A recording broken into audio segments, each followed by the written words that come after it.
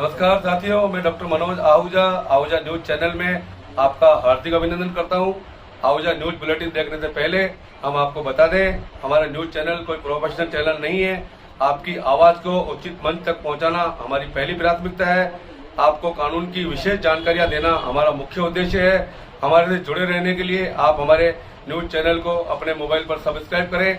आपकी समस्या व आपका कोई भी सुझाव हो तो हमारे रजिस्टर्ड मोबाइल नंबर पर भेजें। तो आइए देखते हैं आज की विशेष खबरें आहूजा न्यूज चैनल के साथ। शहर के शिवाजी नगर स्थित श्री ब्रज मधुकर स्मृति भवन में विराजमान महाश्रमणी गुरु माता महासती श्री पुष्पवती जी महारासा आदि थाना 7 के पावन सानिध्य में जिनवाणी की अमर गंगा प्रवाहित हो रही है।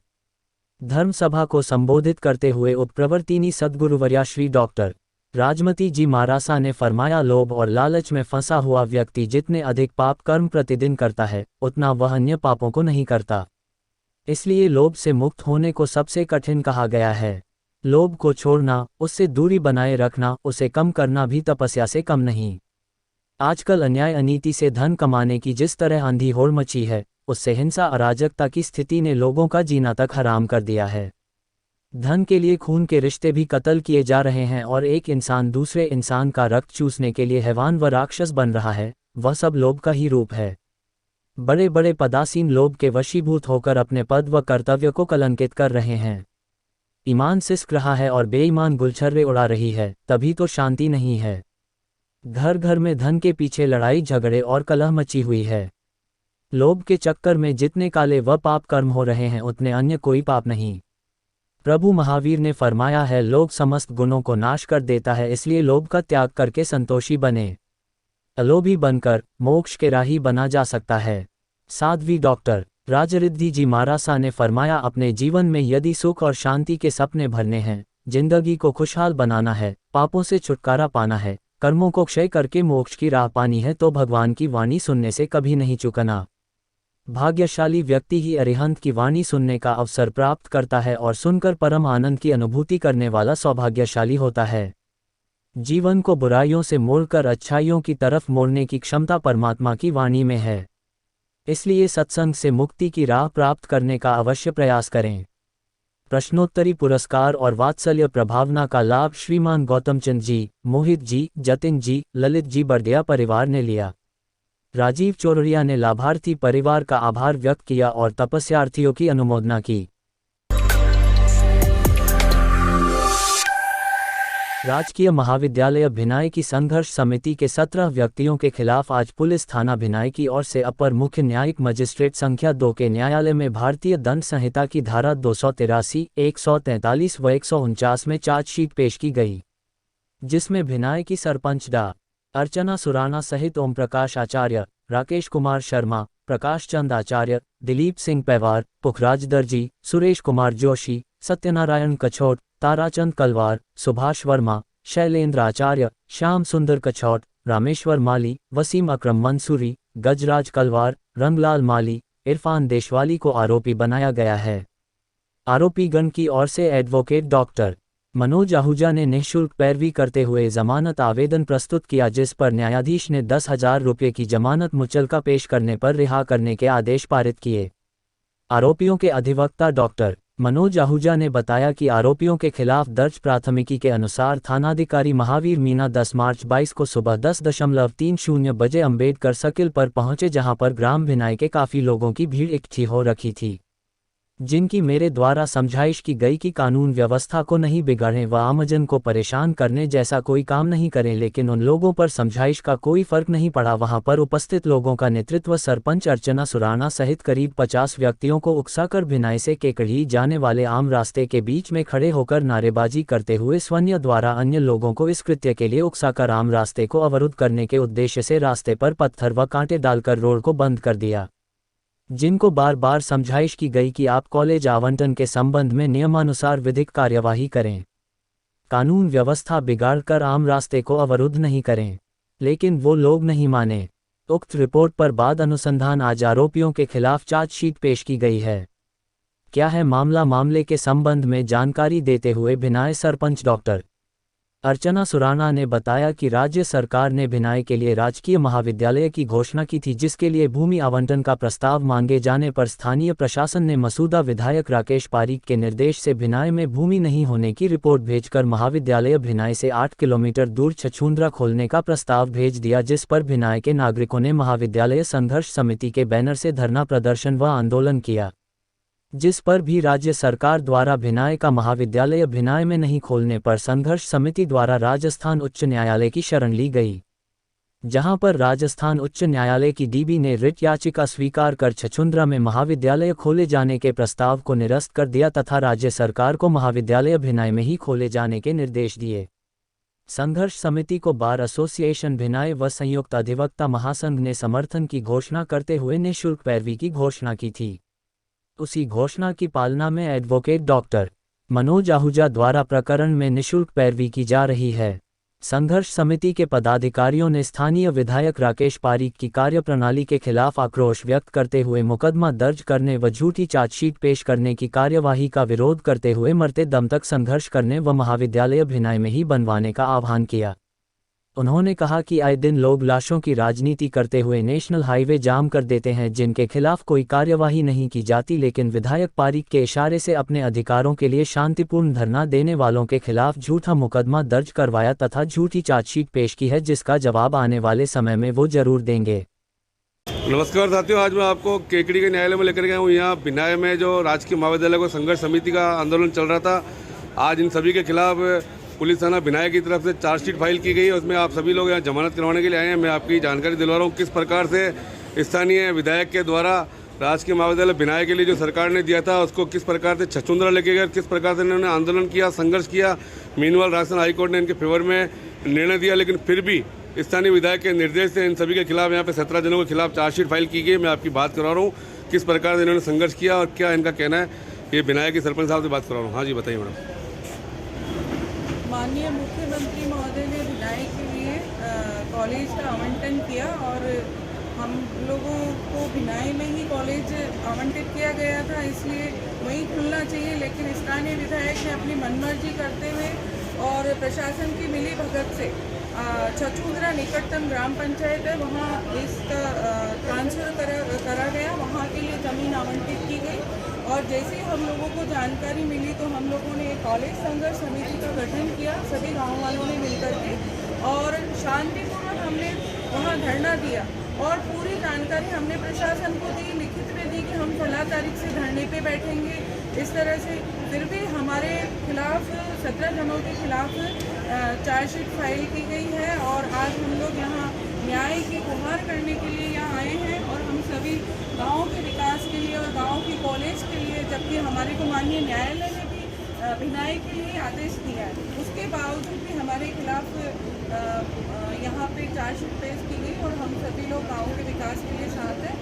हम संघर्ष करते रहेंगे और हम न्याय की मांग करते हैं माननीय न्यायालय से। की बात करा रहा हूँ, स्थानीय भाजपा नेता थे जो भी संघर्ष में साथ थे। मैं आपको बता दूं, इस संघर्ष में कांग्रेस बीजेपी का कोई विषय नहीं था। यहाँ सभी लोग एक जाजम पे बैठ करके इन्होंने सबने संघर्ष किया है। इनका उद्देश्य केवल कॉलेज राजकीय महाविद्यालय भिनाई में खुलना था। हालांकि उस उद्देश्य में सफल हो चुके हैं। ये लोग राजस्थान उच्च न्यायालय इनके पक्ष में ऑर्डर दे चुका है, लेकिन ये जो क्रिमिनल केस जो फाइल किया गया है उसमें भी इनको न्याय इनकी जीत होगी। और अब मैं आपकी बात कर रहा हूँ सुभाष वर्मा जी से। हमने पार्टी पॉलिटिक्स से ऊपर उठ करके हमारे गांव के हितों में, हमारे गांव के बच्चों के भविष्य के हितों में जो राज्य सरकार ने आदेश दिया कि कॉलेज राजकीय महाविद्यालय जो कॉलेज बननी है वो भिनाई मुख्यालय पर बननी है, उसके लिए पूरी संघर्ष समिति बन करके और हमने धरना दिया। जहाँ रोड का काम चल रहा था वहाँ रोड वैसे भी जाम था, उसके खिलाफ हमारे खिलाफ उन्होंने मुकदमा बनाया, जो कि तथाकथित सरकार के दबाव में, एमएलए के दबाव में बनाया गया। हम सब पार्टी से ऊपर उठ करके ग्राम विकास मंच और संघर्ष समिति बन करके हमने हाईकोर्ट तक इस मुकदमे को लड़ा और हाईकोर्ट में हमारी ग्राम विकास मंच की जो समिति थी उसने उस केस को जीता भी है। कॉलेज भिनाई मुख्यालय पर बनना है और भिनाई मुख्यालय पर ही बनेगा, इसके लिए हम सब ग्रामवासी एकजुट होकर, एक राय होकर, एक मत होकर के लड़ेंगे। जो हमारे खिलाफ मुकदमे झूठे सरकार के दबाव में दर्ज किए गए उसका चालान पेश हुआ और हम सब ग्रामवासी आए। आप देख सकते हैं इतने बुजुर्ग आदमी जिन लोगों ने कभी सरकार के या किसी कानून के खिलाफ काम नहीं किया, उनके नाम लेकर के मुकदमे दर्ज किए हैं, वो एक दबाव में बनाए गए और हम सबको भ्रमित करने के लिए ये काम किया गया। हम सब लोग एक राय एक मत हैं और एक मत होकर के कॉलेज को बिनाई में ही बनवाएंगे, इसके लिए तटस्थ हैं। वह एक बच्चे के संपादित अश्लील वीडियो प्रसारित करने और उन्हें आसाराम बलात्कार मामले से जोड़ने के 8 आरोपियों में शामिल है। उनकी अनुपस्थिति से नाराज गुरुग्राम की एक विशेष पोक्सो अदालत ने अब निर्देश जारी किया है कि एंकर दीपक चौरसिया को सुनवाई की अगली तारीख 21 नवंबर या उससे पहले गैर जमानती वारंट के तहत गिरफ्तार किया जाना चाहिए। अदालत ने एक पत्रकार ललित सिंह बदगुर्जर के लिए भी इसी तरह के निर्देश जारी किए हैं। यह मामला एक बच्चे के रिश्तेदार द्वारा 15 दिसंबर 2013 को दर्ज कराई गई शिकायत पर आधारित एक प्राथमिकी से संबंधित है। इसने 3 समाचार चैनलों न्यूज 24, इंडिया न्यूज और न्यूज नेशन पर मौफेक वीडियो प्रसारित करने का आरोप लगाया। न्यूज 24 के पूर्व प्रबंध संपादक अजीत अंजुम, आज तक की एंकर चित्रा त्रिपाठी और न्यूज नेशन के पूर्व एंकर दीपक चौरसिया के खिलाफ 2020 और 2021 में 10 साल के बच्चे और उसके परिवार के संपादित अश्लील वीडियो प्रसारित करने के आरोप में 8 लोगों के खिलाफ आरोप पत्र दायर किया और वीडियो को स्वयंभू संत आसाराम बापू के खिलाफ यौन उत्पीड़न के मामले से जोड़ना। अदालत ने कहा कि चौरसिया ने अपनी स्वास्थ्य स्थिति का हवाला देते हुए व्यक्तिगत छूट की मांग की, लेकिन उनके आवेदन का न तो चिकित्सा प्रमाण पत्र और न ही किसी हलफनामे का समर्थन किया गया। अदालत ने कहा कि ऐसा प्रतीत होता है कि आरोपी जानबूझकर अदालत के समक्ष अपनी उपस्थिति से बच रहा है, यह देखते हुए कि छूट की मांग करने वाला यह दूसरा आवेदन था। आवेदक आरोपी की जमानत रद्द की जाती है, उनका जमानत बॉन्ड और मुचलका रद्द किया जाता है। आरोपी दीपक चौरसिया के खिलाफ गिरफ्तारी का वारंट 21 नवंबर को जारी किया जाए।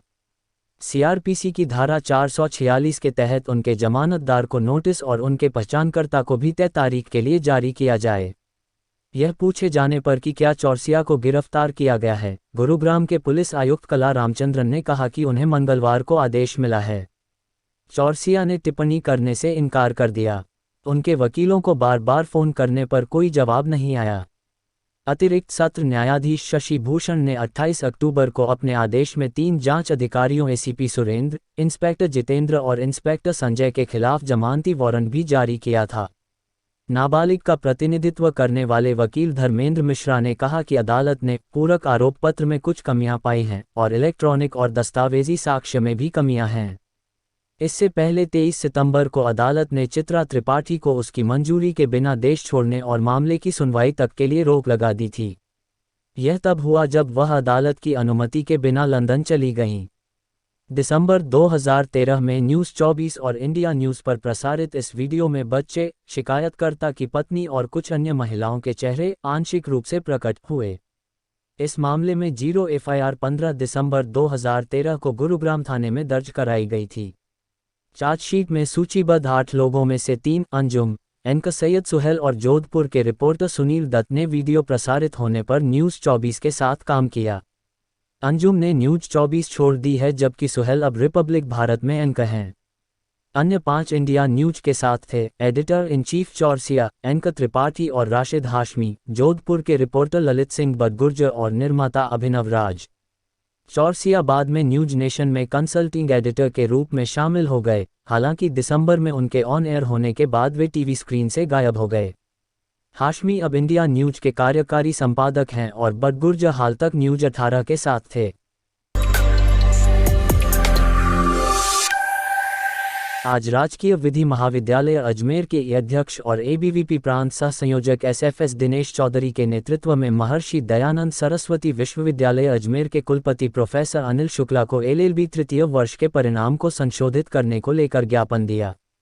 सभी विद्यार्थियों ने यूनिवर्सिटी प्रशासन के खिलाफ जमकर नारेबाजी कर प्रदर्शन किया। इसके बाद एबीवीपी के सभी कार्यकर्ता और लॉ कॉलेज के विद्यार्थी कुलपति की गाड़ी के आगे धरने पर बैठ गए। तत्पश्चात विश्वविद्यालय के कुलपति प्रोफेसर अनिल शुक्ला, परीक्षा नियंत्रक प्रोफेसर सुब्रतो दत्ता और विश्वविद्यालय के कर्मचारी व अधिकारी कुलपति सचिवालय के बाहर आए और मांगों को सुना। साथ ही विश्वविद्यालय के कुलपति ने तकनीकी समस्याओं को देखने और अन्य मांग को जल्द पूरा करने का आश्वासन दिया। गौरतलब है कि दिनांक 22 अक्टूबर को 2022 को विधि स्नातक तृतीय वर्ष का परीक्षा परिणाम जारी किया गया। इसके पश्चात विश्वविद्यालय परिसर में दीपावली का अवकाश था, जिसमें अधिकांशतः विद्यार्थियों के 3.1 evidence law, 3.2 law of crime व 3.3 विषय बैक दे दी है, जो कि विश्वविद्यालय द्वारा लापरवाही और तकनीकी खामियों को दर्शाता है। इसके कारण एलएलबी तृतीय वर्ष सहित लॉ के सभी विद्यार्थियों में आक्रोश है। एलएलबी तृतीय वर्ष के परीक्षा परिणाम में हुई विसंगति को दूर कर परीक्षा परिणाम को संशोधित करने को लेकर धरना प्रदर्शन कर परीक्षा नियंत्रक और कुलपति को ज्ञापन सौंपा, जिसमें मांग करते हुए इकाई अध्यक्ष दिनेश चौधरी ने बताया कि एलएलबी तृतीय वर्ष का जो विश्वविद्यालय ने परीक्षा परिणाम जारी किया है वह न्याय संगत नहीं है, जिससे विद्यार्थियों में आक्रोश है क्योंकि जारी परीक्षा परिणाम में कोई गड़बड़ की है, अन्यथा विषयों में सभी विद्यार्थियों के इतने कम नंबर नहीं आते। निश्चित ही परीक्षा परिणाम की जांच कर विद्यार्थियों के हित में निर्णय लिया जाना चाहिए और फर्म की तकनीकी गड़बड़ियों के कारण विश्वविद्यालय द्वारा जारी हर परिणाम में इस प्रकार किसी एक या दो विषयों में अत्यंत कम नंबर दिए जा रहे हैं। इस विषय की जाँच कर फर्म पर कार्रवाई की जाए और जब तक विधि स्नातक तृतीय वर्ष के परीक्षा परिणाम को संशोधित नहीं किया जाता तब तक विश्वविद्यालय में सुबह 11 से शाम 4 बजे तक क्रमिक धरना दिया जा रहा है। जरूरत पड़ी तो भूख हड़ताल भी करेंगे, जिसकी समस्त जिम्मेदारी विश्वविद्यालय प्रशासन की होगी। एबीवीपी छात्र नेता राजेंद्र कालस ने बताया कि विश्वविद्यालय को विद्यार्थियों की इन जायज मांगों को मानकर विद्यार्थी हित में निर्णय लेना चाहिए, क्योंकि यह मांगे अत्यंत महत्वपूर्ण है। एबीवीपी की मांगों को जल्द से जल्द पूरा नहीं किए जाने पर विद्यार्थी मानसिक प्रताड़ना के कारण यदि कुछ करते हैं तो समझ जिम्मेदारी विश्वविद्यालय प्रशासन की होगी। इस अवसर पर आदि एबीवीपी कार्यकर्ता और लॉ कॉलेज के विद्यार्थी उपस्थित रहे। इस अवसर पर टीकम गुर्जर, सुवालाल गुर्जर, रामदेव प्रजापत, राजेश बोहरा, अभिषेक शर्मा, दुर्गेश, सौरभ बेरवा, दिलीप, अक्षय, यस, नरपत चौधरी, चंदन, मुकेश पचौरी, बलराम, मयूर, प्रशांत, रेमन, रवि, संजय, हरेंद्र सहित कई विद्यार्थी उपस्थित रहे। यहाँ आज किसको लेकर के प्रदर्शन किया गया? एलएलबी तृतीय वर्ष के अंदर कुछ विषयों के अंदर है जो टेक्निकल फॉल्ट के कारण यूनिवर्सिटी ने रिजल्ट बिगाड़ दिया है, लेकिन यूनिवर्सिटी प्रशासन अपनी गलती मानने को तैयार नहीं है। और इसी तरह बीएड और अन्य विषयों के अंदर कई बच्चों के रिजल्ट बिगाड़ दिया है और रिवेल के चक्कर में सब बच्चों को वापस रिवेल भरने के चक्कर में उनको ख़राब किया जा रहा है टाइम उनका, और सभी बच्चों में रिजल्ट बिगाड़ रहे हैं। इसमें टेक्निकल फॉल्ट निश्चित रूप से है और इसके अंदर निश्चित रूप से फर्म की भी कुछ गड़बड़ी इसमें सामने आ रही है, लेकिन यूनिवर्सिटी प्रशासन इसमें अपनी गलती मानने को अभी तक तैयार नहीं हो रहा है। और जैसे पिछली बार जो गलती मानकर इन्होंने रिजल्ट संशोधन किया था, हमारी मांग यही है कि इस बार भी वो पुनः रिजल्ट को संशोधन करें और जिससे सभी बच्चों को लाभ हो सके। और अगर ये अभी रिजल्ट संशोधन नहीं करते हैं तो जो सनद होगी वो 2023 की होगी, जिससे इस साल का वकील बनने वाला विद्यार्थी भी जूनियर वकील बन जाएगा 2023 का। इसको लेकर के आज क्या किया? आज हमने यहाँ पर प्रदर्शन करा तो उसमें वीसी सर कहीं जाने के थे तो हमने गाड़ी का घेराव किया, उनको रोक के उनसे बात करी। वहीं पे उन्होंने बात करके उन्होंने आश्वासन दिया है कि आज ही इसके दिखाकर विषय को, और इसमें हम फर्म को भी इसके डीबार करने का कहेंगे कि अगर इसमें निश्चित रूप से गड़बड़ी है और उनको फर्म को भी डीबार किया जाए। और वीसी सर ने बोला है कि इसमें जल्द से जल्द दिखा के और आज ही विषय को किया जाएगा। और हम तब तक यहाँ पर धरने पर बैठे हैं, या ऑफिस वीसी ऑफिस के बाहर हम धरने पर बैठे रहेंगे, और जब तक आज शाम तक अगर संशोधन नहीं किया जाता है तो कल हम पुनः यहाँ पर आएंगे और यहीं बैठकर वापस धरना, हमारा क्रमिक धरना जारी रहेगा। दिनेश चौधरी, इकाई अध्यक्ष, प्रांत एसएफएस सह संयोजक, एबीवीपी।